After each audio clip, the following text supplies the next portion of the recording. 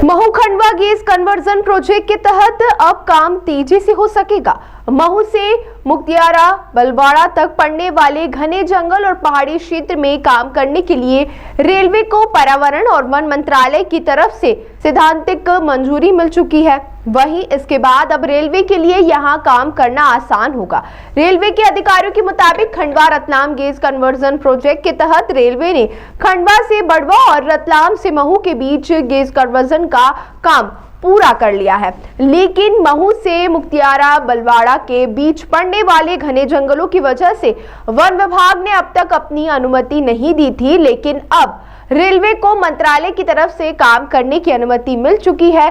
इस काम के दौरान करीब 454 हेक्टेयर जमीन का अधिग्रहण किया जाएगा और 60 किलोमीटर के रेलवे ट्रैक में पड़ने वाले सभी पेड़ों को काटने या शिफ्ट करने का काम किया जाएगा। अधिकारियों के मुताबिक अब इस काम के लिए टेंडर जारी होंगे और जल्द से जल्द काम को शुरू किया जाएगा। इस काम के पूरे होने से इंदौर सीधे साउथ से जुड़ जाएगा। महू से मुक्तियारा बलवाड़ा के बीच बनने वाले इस ट्रैक को लेकर रेलवे को काफी परेशानी का सामना करना पड़ेगा, क्योंकि इस पूरे इलाके में घाटी खाई और काफी पहाड़ मौजूद है। अब देखना होगा कि रेलवे इस काम को कब तक पूरा कर पाता है। ये पत्रकार वार्ता का उद्देश्य है कि अभी हमारे जो रतलाम मंडल में रतलाम खंडवा के गेज कन्वर्जन काम चल रहा था, उसमें लगभग 90% काम तो पूरा हो गया है। कुछ जो बचा हुआ भाग है आपका डॉक्टर अंबेडकर नगर से ओंकारेश्वर रोड के बीच, तो इसमें कुछ क्षेत्र जो थे एक बड़ी भूमि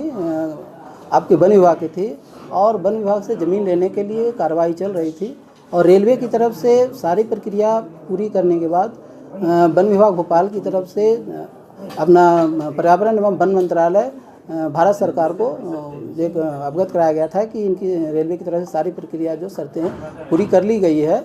तो एक उनसे सैद्धांतिक अनुमति मिलती है पर्यावरण एवं वन मंत्रालय की ओर से। तो पर्यावरण एवं वन मंत्रालय ने उसकी सैद्धांतिक अनुमति दे दी है। अब इसके बाद रेलवे ने वन विभाग भोपाल को लिखा है कि चूँकि सैद्धांतिक अनुमति मिल गई है तो हमें जो वर्किंग परमिशन, जो उस क्षेत्र में कार्य करने का परमिशन है वो दिया जाए, और जैसे ही ये परमिशन मिल जाएगी उसमें जो जितने भी वर्क हैं अपना गेज कन्वर्जन का लगभग 60 से 65 किलोमीटर का क्षेत्र पड़ता है और वन विभाग की लगभग 454 हेक्टेयर की ज़मीन है।